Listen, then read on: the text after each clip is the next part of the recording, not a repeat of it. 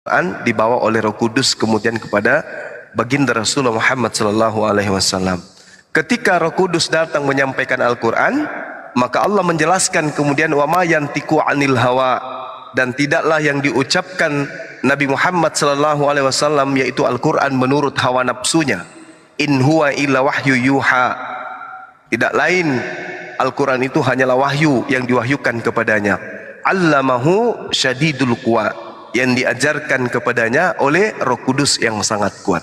Jadi cakupan kemudian terkait dengan Al-Quran, maka baginda Rasulullah Muhammad sallallahu alaihi wasallam menerima wahyu dari Allah melalui perantaraan Roh Kudus. Nah, ini kita minta kepada saudara Kristen di sini, dalam hal ini Yudi, ya saudara kita Yudi, atau catatan kaki, atau siapapun yang ada di sini. Mohon maaf bang ya, saya tidak terima kalau abang bilang saya itu Kristen. Kenapa? Kami dari marga Marpaung, adat Batak itu 70% kami beragama Muslim. Iya, jangan dipotong dulu bang. Taruh, Pak Yudi, jangan dipotong dulu Pak. Maaf, jangan buat perpecahan ya. Anda Muslim? Kami 70% dari marga-marga yang di Medan ini. 70% itu Muslim. Jangan buat perpecahan. Oh ya udah, mohon maaf bang, mohon maaf bang. Ya mohon maaf. Oke. Terus kenapa emang? Jangan buat perpecahan. Enggak ada perpecahan. Siapa yang bikin perpecahan? Siapa lu ngancam-ngancam di sini? Siapa lu? Udah banyak aja dilayani. Turun. Turun aja tendangan itu. Sok-sokan jamin perpecahan. Saya kan tidak tahu yang berbicara sama saya tadi itu siapa. Saya tidak kenal Anda. Ente siapa? Jadi berarti yang Kristennya siapa? Catatan kaki ya? Iya betul. Catatan kaki. Yes. Baru kayak gitu masuk di Komal, baru gitu orang salah sebut yuk. Wah, Islam apaan lu? Jadi catatan kaki, saya minta kepada saudara kemudian tolong, Tuhan Anda kan sudah datang tuh, bernama Yesus. Dan dia katanya Sang Firman, gitu kan? Nah, kalau Sang Firman adalah Yesus, berarti Yesus adalah sumber, tak ada sumber lain. Nah, coba saudara uraikan bagaimana Yesus yang Anda imani sebagai Sang Sumber ini, yang kemudian menyampaikan firman-Nya kepada Lukas, Markus, atau pilih deh di antara penulis kitab kanonik atau Paulus, itu gimana polanya? Bagaimana polanya kemudian? Kalau kami Al-Quran kan jelas, Rasulullah Muhammad SAW menerima dari Roh Kudus, habis itu Rasulullah menyampaikan kemudian kepada sahabatnya. Nah, Tuhan Anda kan tidak perlu lagi tuh untuk melalui malaikat, karena Tuhan Anda sudah ada di bumi. Nah, Sang Firman ketika ada di dunia menyampaikan firman-Nya kepada Lukas, itu kayak mana ceritanya? Silakan Bang. Oke. Saya tadi sepakat dulu lah. Yang pertama itu tentang Roh Kudus itu ya, cerita Bang Juma tadi itu ya. Bahwa nah itu sebenarnya sejatinya itu memang di Kristen juga itu mengakui seperti itu, bahwa memang setelah Yesus itu wafat dan bangkit, memang yang berkarya itu adalah Roh Kudus gitu loh. Nah, Roh Kudus itulah yang memberikan kekuatan, hidayah kepada murid-muridnya itu untuk mengajar gitu loh. Ya, tidak menutup kemungkinan menurut saya nih, sejalan tadi apa yang disampaikan oleh Bang Juma gitu loh. Bahwa itu Roh Kudus itulah yang berkarya gitu. Setelah Yesus sudah tidak ada di muka bumi ini gitu. Nah, kalau misalnya tanya tentang Yesus Bang Juma, saya katakan bahwa Yesus itu selama ada di atas muka bumi ini, dia itu adalah manusia gitu.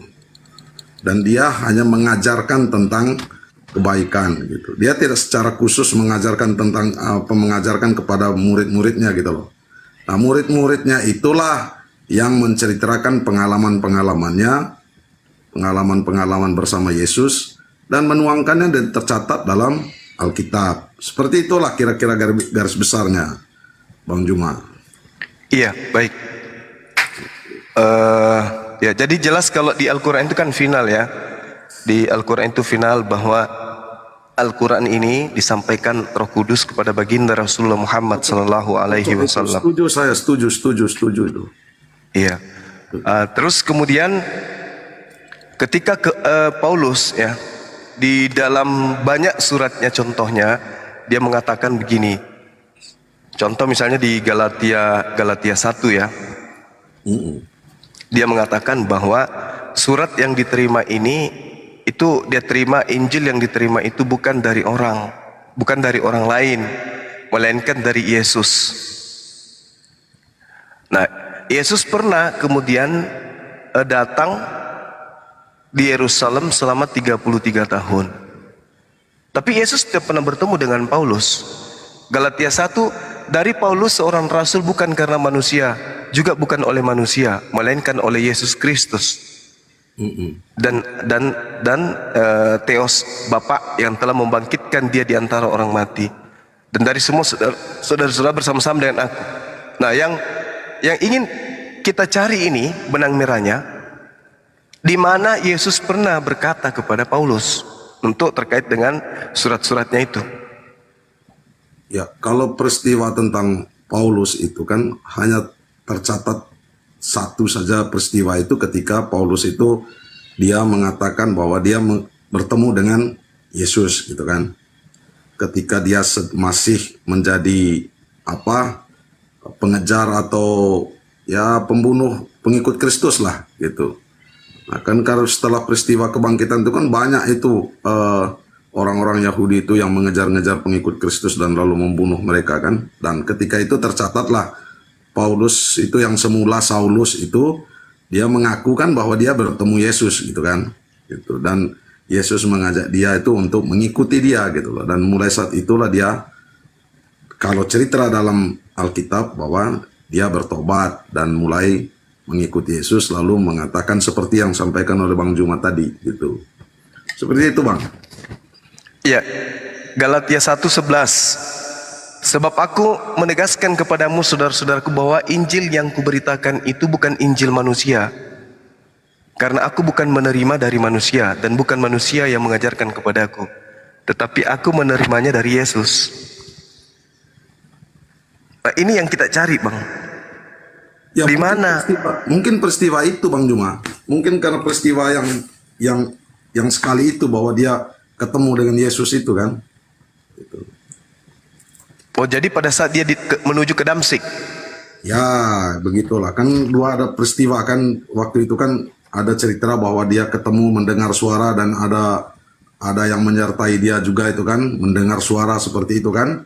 Itu. Terus peristiwa yang kedua bahwa dia mengaku begitu sampai di kota apa itu, dia mengatakan bahwa kepalanya itu dipenuhi dengan cahaya segala macam itu ya. Itu saja kan yang diceritakan bagaimana Paulus itu bertemu dengan Yesus kan, selebihnya kan nggak ada gitu.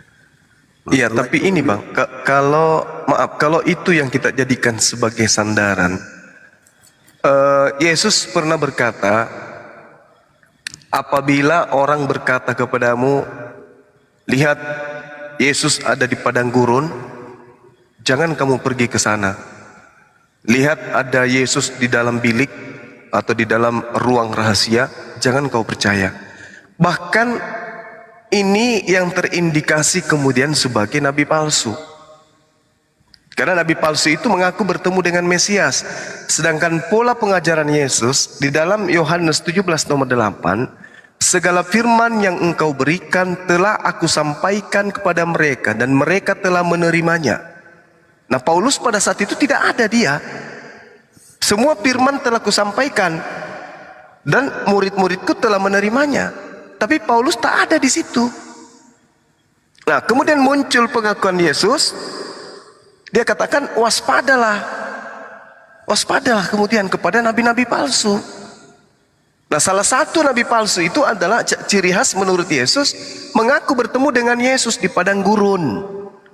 Nah, sedangkan kalau kita melihat narasi yang dibangun oleh Paulus, dia bertemu Yesus di padang gurun menuju Damsik, dan mengaku bertemu Yesus di dalam bilik rahasia, yaitu di bilik penjara.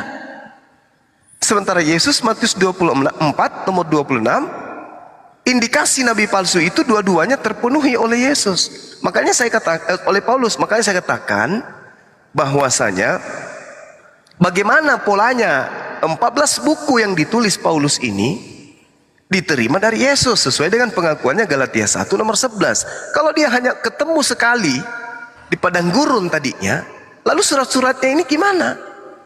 Dia dapat dari mana? Sementara pengakuannya bukan dari siapapun. Dia mendapatkan dari Yesus. Itulah sementara iya, silakan. Itulah sebenarnya problematik Bang Juma. Itu problematiknya begini. Karena ini kan semata-mata pengakuan dari dia kan. Gitu. Sementara kan ada tertulis sebenarnya ada orang yang menyertai dia ya, entah kan kawannya kah atau memang ada orang yang berjalan ketika itu kan. Itu. Nah, itu yang problematik bahwa tidak ada satupun yang menyertai dia dalam perjalanan itu. Dituliskan bahwa iya betul mereka melihat bahwa Paulus itu menerima itu yang memang menjadi problematik sih, sehingga apa yang menjadi pertanyaan teman-teman itu ya cukup logis lah menurut saya kan, gitu. Logis menurut saya bahwa bagaimana dia hanya seorang diri mengaku bahwa dia mendengar dan melihat gitu kan, gitu. Sementara teman-teman seperjalanan yang menyertai dia itu pada saat itu tidak tertulis dalam Alkitab gitu kan. Jadi itu menurut saya Mas Bang Juma. Jadi memang problematik memang. Izin saudaraku. Ini katanya yang Heru dibawa diblokir aja. Dia oten ini seperungkat ini. Dia ketik terus 0. Kok Kristen ya Heru? Mohon maaf Daeng. Lanjut. Blok aja katanya nih suka bikin rungkat ini Heru. Moderator. Lanjut. Seperti itu sampai di situ dulu lah penjelasan saya kira-kira. Iya, jadi kalau begitu adanya pengakuan beliau kemudian menerima Injil dari Yesus, ini tidak bisa kita buktikan ya? Ya karena memang pengakuan dia sendiri kan? Iya betul. Sulit kita untuk artinya bagi saya begini, apa yang menjadi pertanyaan teman-teman, apa yang menjadi persoalan bagi teman-teman itu menurut saya cukup masuk akal gitu loh. Masuk akal bahwa ini kok ada yang mengaku ketemu Yesus apa segala macam sementara ada orang yang menyertai dia jalan gitu, jalan bersama dia atau ada bersama dia di perjalanan mungkin seperti itu, tidak pernah dituliskan gitu bahwa Paulus itu benar melihat Yesus, dia mendengar suara apa segala macam kan. Seperti itu Bang Juma. Gitu. Oke, sip. Jadi, cocok aja itu menurut saya itu. Dan inilah yang menjadi pertanyaan dari teman-teman ini sebenarnya juga akan menjadi pertanyaan bagi kami misalnya orang-orang Kristen untuk bertanya lebih dalam. Ini kok kenapa? Saya kira seperti itu kan. Itu.